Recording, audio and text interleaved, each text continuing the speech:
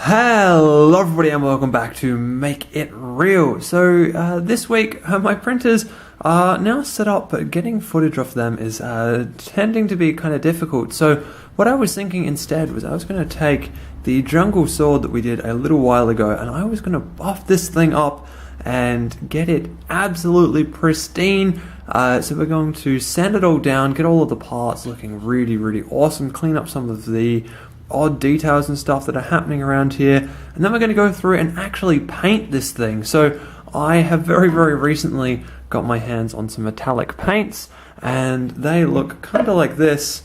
This is actually the head of a combat robot that I've been building, and if you want to have a bit more of a look at this thing, this is actually the spare head, so it's not quite as good as the main head.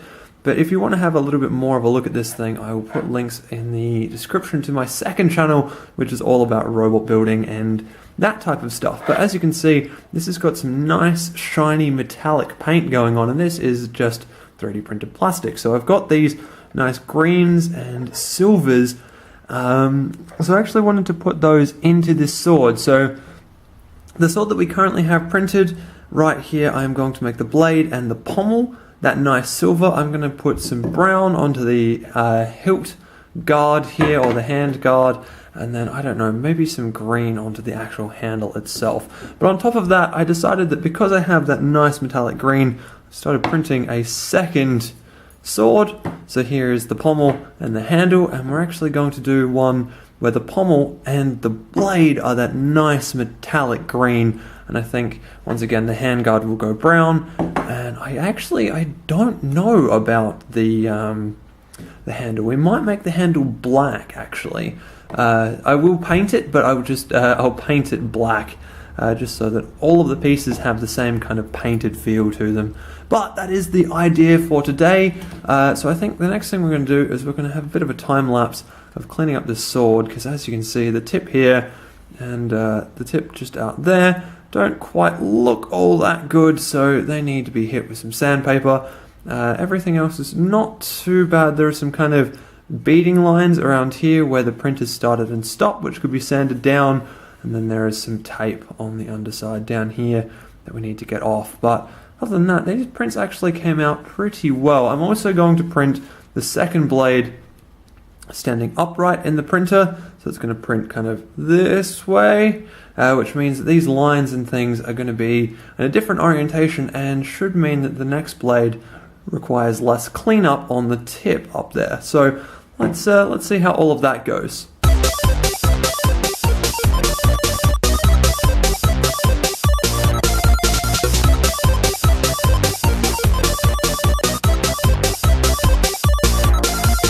So I just had a quick go at sanding down the tip of this blade. As you can see, that did not go very well at all. The ridges on this side, so this is the upside of the blade, and those ridges are actually going to be quite stubborn. I could get those ridges out. These ridges are actually okay, and you can see just on the edge of these ridges that they are actually starting to come out, and that was really good. That was good to see. I was quite happy with that. With kind of an hour or so's worth of sanding, I could probably get those out and everything would be fine and dandy. The issue is actually this side. So I'm not even sure if I'm going to get the camera to focus on this, but in this side, not only did the support material need to be pulled away, but there are actually gaps and holes a couple of layers deep into this plastic printing, which means to actually sand this down flat and get a nice smooth surface that I could paint and it wouldn't look weird, I would actually have to strip away a good 2 layers of plastic off of here, which is going to leave this kind of thin, and it's also going to leave it a lot, it's going to kind of change the profile of the outer edge, and it is going to take way longer to do. So while I did have a go at that, I also had a day at work, and during that time I actually printed a different blade entirely, which is this guy here. So this guy was printed upright on my print bed, and it is beautiful. It is really good. It has come out incredibly well. This has actually been printed in a transparent PLA, which means that you can kind of sort of see through it, which is why you can kind of see these weird lines in the outside of the print. those lines are actually where the support, or where the infill is printed in the piece. But they're not actual lines on the outside of the print. They're internal that you can see, because the outside of the print is actually see-through, essentially.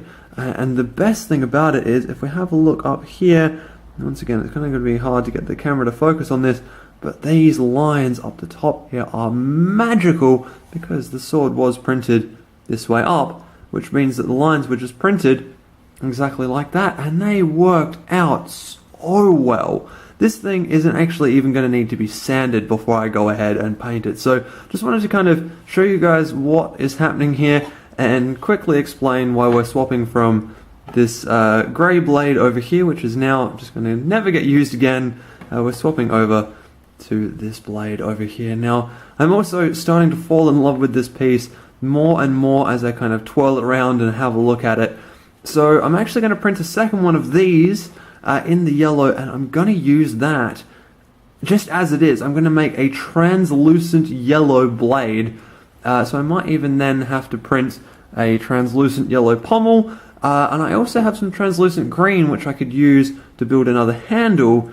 So all I would then need to do is work out what I was going to do with the handguard. I think I have some translucent blue left, which might make an interesting handguard, but I would need to double check what I have in plastic. I definitely don't have any translucent brown, and black I think would just look a little bit out of place. If we just kind of click these together, oh no, we already can't at the moment, they need a bit of a sand down, but there you go, that's what that would look like. I think that black would be too blocky and too deep as a color to go up against these translucent plastics. So, like I said, I'll see what I can get printed by the end of this episode, but I definitely want to now take this guy outside along with the other pieces that I have and get some painting going.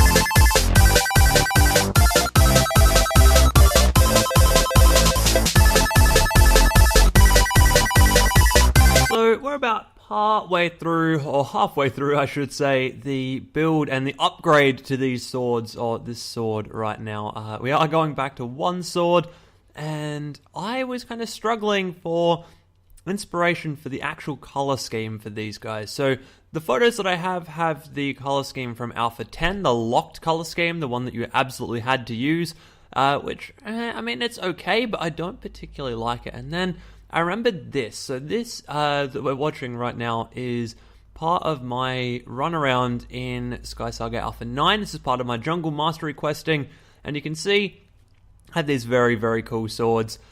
These are, I think they are lime iron for the actual blades, and then purple wood, which I think is called king wood or something back then, and then also purple fabric for the hand grips. But you can see by just looking in underneath my hands that the fabric purple is a little bit lighter, I guess, than the other purple.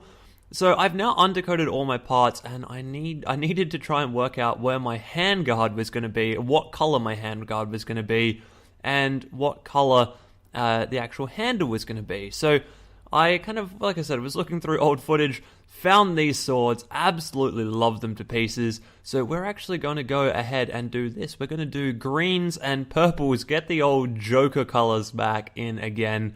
And yeah, I think that should actually make some pretty cool looking swords. So as I mentioned, kind of halfway through this video, I did try and get a completely transparent sword up and running. So I got the sword blade. This is actually a second version of that sword blade because the first one got painted, but we'll see that in just half a second.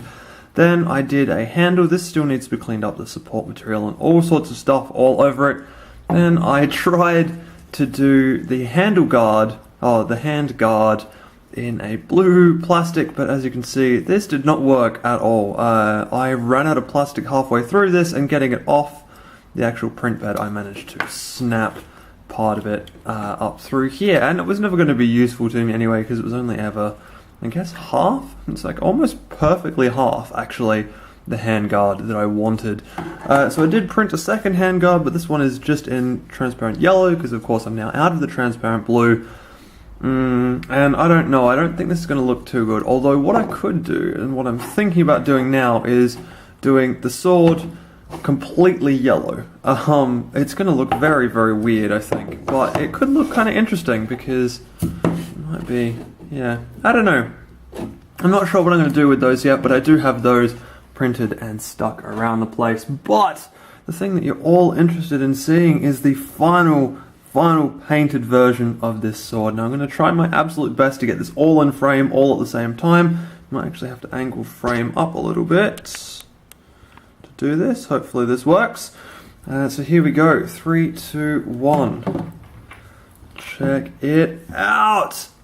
How good does this thing look? Oh no, hang on. I need to adjust my angle so that you can see the whole sword all at once, because it just looks amazing. Here we go, let's just quickly go up like that. Check this out, it looks so good. The metal paint is a little bit deeper green than I actually wanted it to be. It's more of the moss iron, or actual green iron from the game, rather than the lime stuff, or bile iron it used to be called.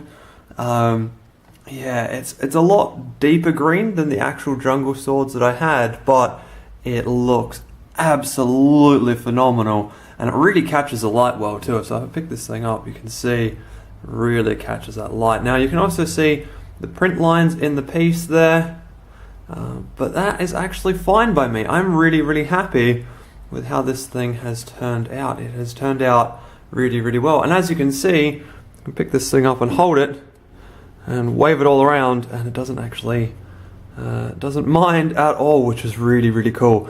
And so yeah, as I was saying in that kind of little clip, I've done the handle in 2 parts, or painted in 2 different colors. So we've got the deeper purple for the wood, and the lighter purple for the cotton / handle, or the handle grip, which is supposed to be made out of the cotton.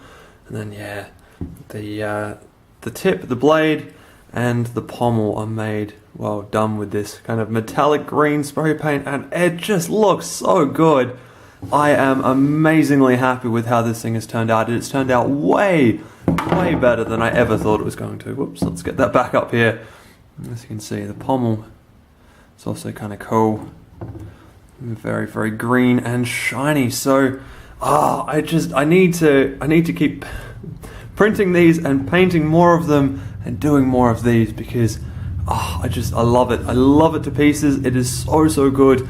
So if you have an idea for the paint scheme for the next one, please let me know in the comments down below. Now, the colors are going to be the same style, so the metals are the blade and the pommel down the end there, and then the handle is made out of cotton, and then this guy's supposed to be made out of wood. So those are the 3 colors that I can do. Of course, in this case, I've done the handle and the pommel out of the same color, but the cotton is always a different looking color than the wood. So I need to have some way of doing this kind of lighter color for whatever sword combination I do up next. But this is definitely not the last of these that I'll ever print, because this thing just looks so good, and obviously I can actually wield it like an actual SkySaga sword now, because it doesn't fall apart. It's completely together, all glued up and painted, and I am so happy. So I hope you guys have enjoyed this video. This is something that I want to keep doing. I do have some more things, that I can print up from SkySaga, but I also do want to go back through some of the stuff that I've already done and paint it and give it this really, really nice finish. So yeah, there you go. Like I said, this thing has turned out brilliantly, and I'm really happy. So like I said, I hope you guys have enjoyed that one, and I will see you in the next video.